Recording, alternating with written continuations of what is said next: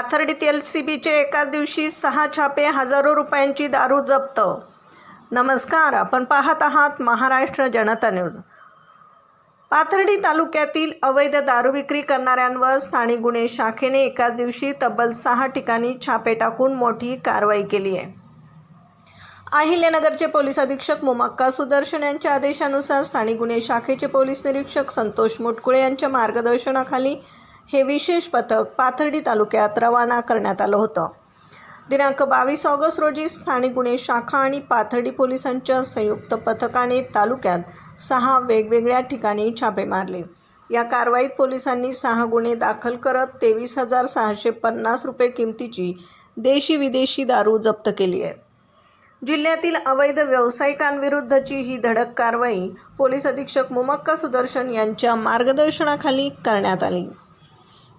प्रतिनिधीसह Maharashtra Janata news, Ahilyanagar.